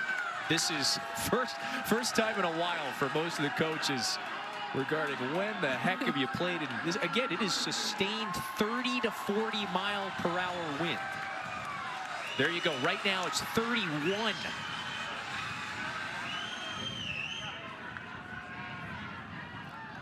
Secure your ball cap, or that thing is flying today. This is now Ella Parker up for a second time today. Remember, she walked to start this inning, scored one of the runs that have come home. 4 in for Oklahoma this frame. And that runner at third is huge. Which way is this game going to swing? 2-0. And you're totally aware of the run rule as a player, and knowing that runner over at third base could be the 8th run ahead of you. And Riker chasing it to come out and talk to Herndon after just her inability to find the strike zone these last couple of hitters, and just kind of give her a little chat, give her a little reset. She's been pitching really well. Remind her how good she's been pitching. Of course, she's making him laugh a little bit. Yeah, got a zinger in there.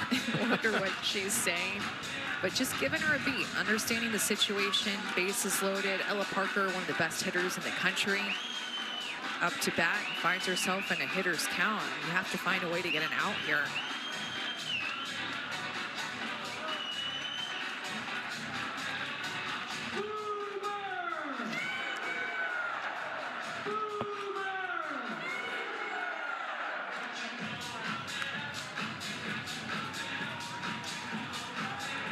Again, the run rule is triggered when a team has a lead of 8 or more after at least 4.5 innings. And here we are. You got the home team leading by 7. You know, what happens here determines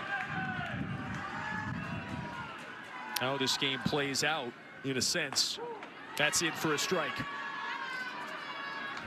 It's a pitch that she's consistently been getting a strike when she's been in, is that curveball that has a little bit of drop to it. Outside to these left-handed hitters, just painting that outside corner. In for a strike.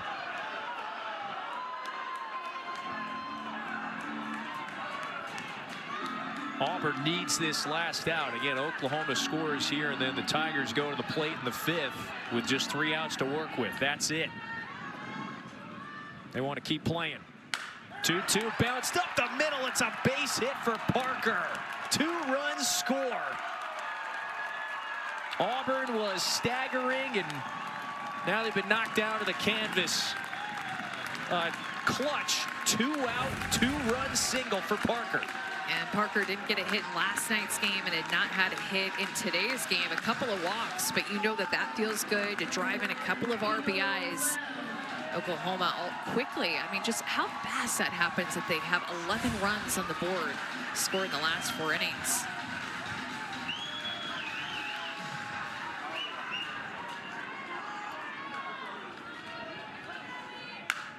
Swing.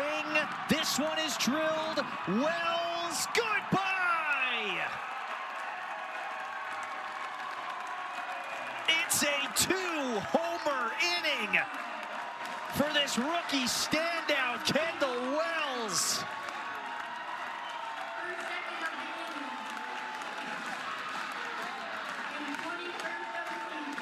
Feels like the knockout blow.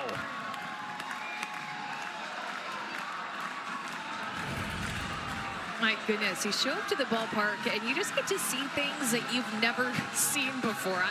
I mean, it's not every day that a freshman is going to hit her 21st home run with 2 hit in this inning, 20 and 21. This one barely getting over the center field wall, but Kendall Wells making up for those, 11 at-bats that she didn't have a home run with, back-to-back at-bats with home runs in the same inning. 12 at-bat homerless stretch. I believe you said this. She was really slumping there. It's a home run slump. I do not put that word into my mouth that she was slumping, but based on her season, it was a little bit of a gray area where she had not hit one.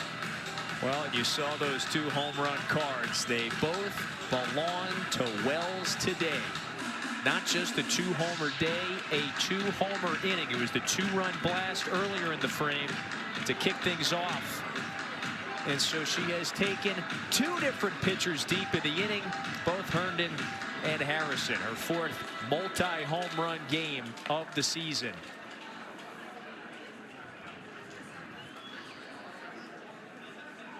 And so she has officially swung back in front of Megan Grant at UCLA. Auburn's making the pitching change here.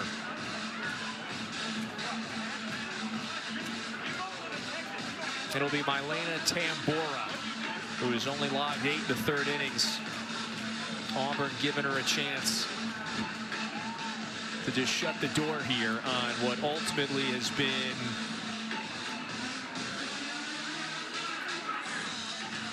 a 9-run 4th inning.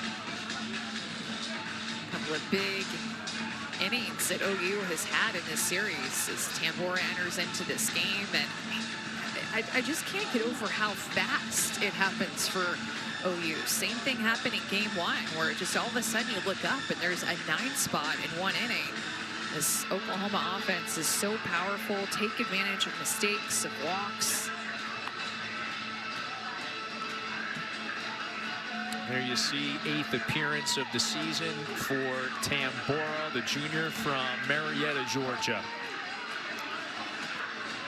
It was a run rule victory in the opener. They scored 13 runs. Oklahoma did. Yesterday, a much more competitive game. Ultimately, OU scores 5 unanswered in the late innings in crunch time, really. They win that 8-5, and so today they have poured on 14 more runs, and most of them hit. So this is their second 9-run inning of the series. Yeah, they got 2 of them. And yesterday was absolutely Auburn's chance with taking that lead into the 6th inning. Could not finish it because of just the way that Oklahoma does not stop and some defensive miscues. And Oklahoma, when it's all said and done, this 2026 team is going to find their name in the record book. Not only the Oklahoma program history record book, but the NCAA one. Yeah, I mean, it seems like that's a foregone conclusion. We're only 30 games into the season, but it looks like that. You just wonder now if that pitch is out of the zone to Garcia. For a player like Wells, 21 on the season, heck, she's going to play in another 30 games, 30-plus games. You just wonder what's in store for a player like Wells the rest of the way. Protection that having Gabby Garcia hit behind her is able to give her with the 14 that Gabby Garcia has hit this year.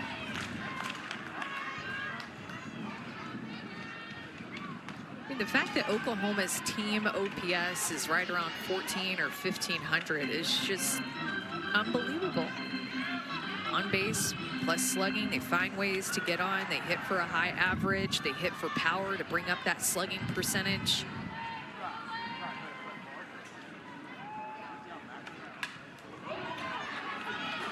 I think you nailed it. Yesterday was the day for Auburn. They had that 5-3 advantage going into the bottom of the 5th inning. They lost the lead, and then OU swung in front in that 6th.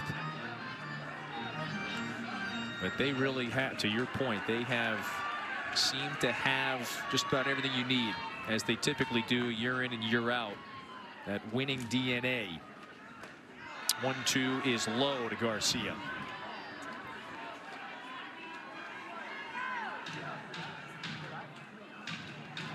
So they are well on their way right now to open up SEC play with a sweep later this month. Again, next weekend they're in Oxford. They'll play the 3-game set against Ole Miss.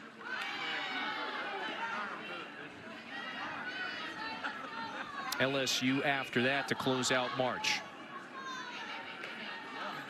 Ole Miss has it tough. They were on the road playing Texas and Austin this weekend, and play Oklahoma at home next weekend, and then I think after that they play Tennessee. So that is a tough stretch to start SEC play, facing 3 top 4 teams.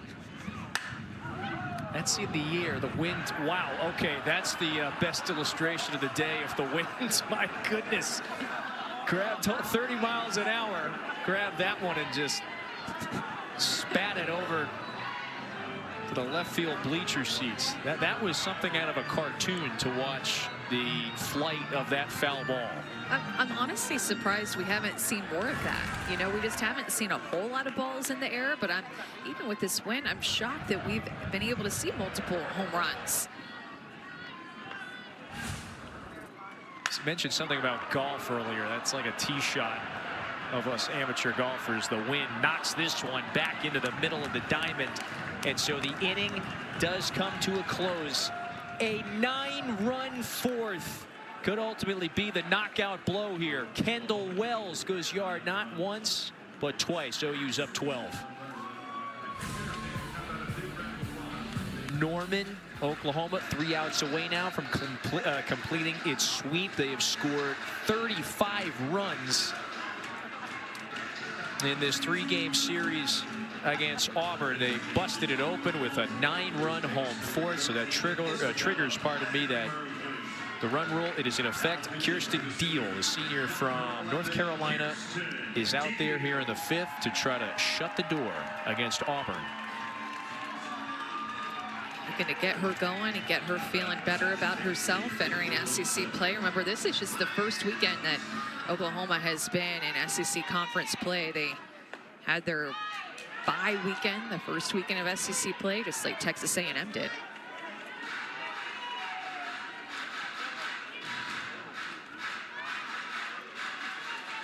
Tenth appearance of the season for Deal. Has logged just the 11 2/3 innings. Does have 12 strikeouts in that span. Finds the zone here against Wilson. So it is 9-1-2 due up for Auburn. You know, the task here, it's a difficult one. If you're Auburn, you want this game to continue, you'd have to rally for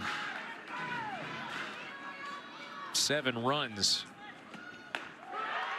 Strike 2. And that is a tall task in the 5th inning here.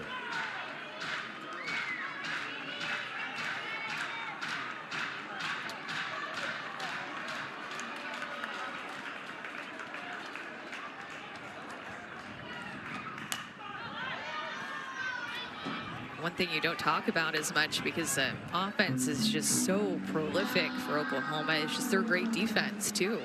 I mean, the one area that you feel like they can shore up a little bit is just going to be their pitching and giving up the home run, giving up the long ball. That's what we've seen this weekend and all throughout this year, that is what has hurt them the most. Good thing for them, their hitters have hit 115 home runs this season, so they can get those runs back. But when they're going to be playing in some tight games, I think Oklahoma coaching staff, players, and fans are going to be slightly concerned of giving up that long ball in close games later on in SEC play. They gave up 7 this weekend. 7 to actually Auburn has outslugged them in that category. 2-2 is lined into center. Minor all day to make the play. So just by a smidge there, they have out-homered the great home run team. This is around the SEC, a very compelling one, by the way, down in Starkville. Tennessee's got that 1-run lead over Mississippi State in the 7th inning of that game. You see how the others have fared today. I can't wait to get out of here and watch the Arkansas-Alabama game. That will be a great game 3. Mississippi State gave Tennessee their first loss via a walk-off home run that they hit. A Tennessee-Mississippi State series has been low scoring. I mean, we saw some other big scores like Texas having double-digit runs, Oklahoma having double-digit runs. But good to hear that Carlin Pickens was pitching again in that Mississippi State game. Remember, she had an injury a couple of weeks ago that you weren't sure when she was going to come back. So good news for Tennessee to have her out there today back for the first time. Kylie Shaw in the box, 1 for 2 today. It's now a ball and 2 strikes. The discussion around the league coming into the season, understandably, Oklahoma, Texas, they really seem like they're the favorites to be at the top. You mentioned some of the other teams earlier today that you would expect to be up there with them. There's a 1-2. That one's off the outside edge of the plate. Dark horse, let's talk about that for a moment. Is there a team that's maybe getting overlooked, flying under the radar right now, you would expect to be maybe exceed expectations in the league this year? No, I've really liked Georgia. Been a big fan of them, and I also think Mississippi State, with the way that they're going to pitch this year, to be able to shut down opposing offenses is going to be huge. I mean, there's just so much offense in our sport right now. So to keep a good Tennessee offense so low scoring in that series is a good sign for Mississippi State. Another compelling weekend around the league, and it is just getting started this year. These big SEC series.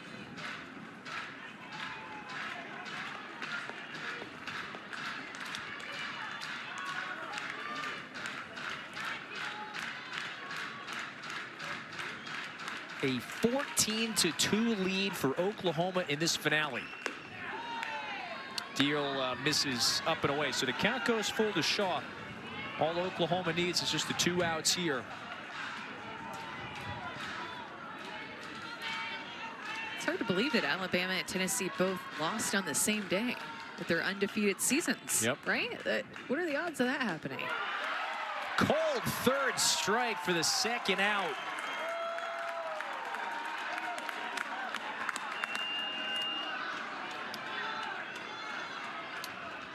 Good time to salute these Oklahoma fans one more time. I mean, there is, you know, it was 85 degrees yesterday, and they all had to bust out the winter gear this morning. We're seeing some heavy jackets around the ballpark today. Well, I've never seen more hoodies up and over the ears as what I've seen today with the fans down the lines and around me. I mean, so many fans' hoodies are up, and I still don't think that's enough with this wind. I saw on my bingo card, I saw scarves. I saw a couple scarves there. We saw the blanket.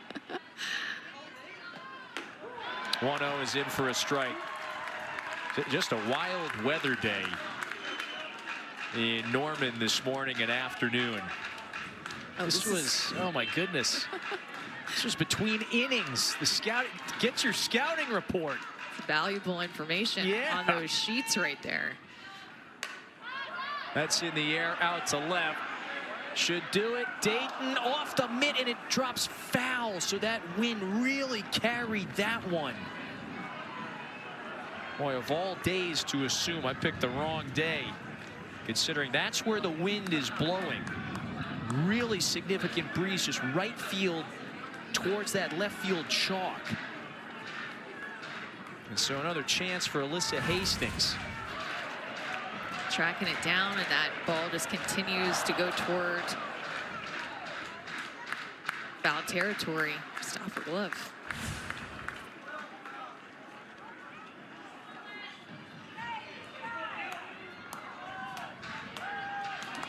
Yeah, we really have not had as many air outs as maybe we would have expected. So Dayton try to shake it off as best as you can. It's a tough conditions today. That one is just off the outside edge.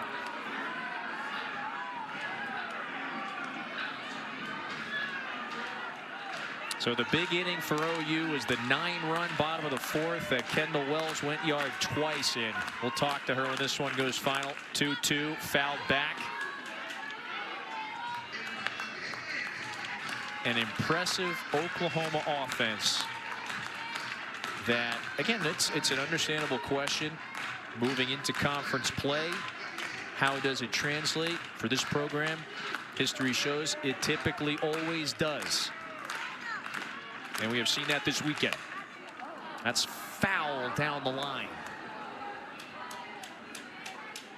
I think there's been a little vortex in that area down the right field line. Any ball kind of looking like it could go fair ends up going foul. There's been like 3 or 4 of them. Who was at the plate when we saw the wind vortex? Like the mini that was vortex Abby Dayton, I believe. Yeah, that Dayton. was. Yeah. Dayton has been tormented by this wind today. Saw a mini cyclone, a couple of them today. 2-2 coming.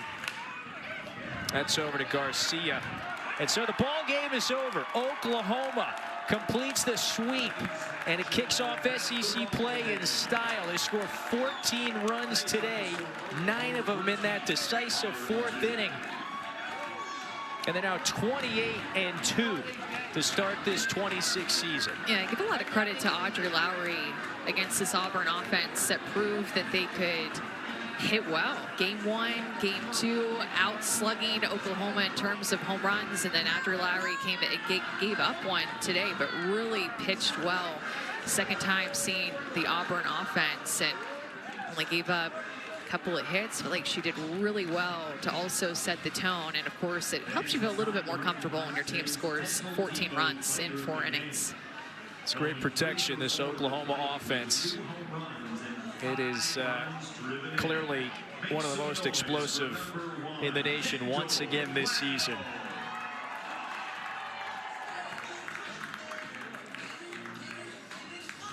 So Oklahoma, Amanda, remember, they struck first in the 2nd inning.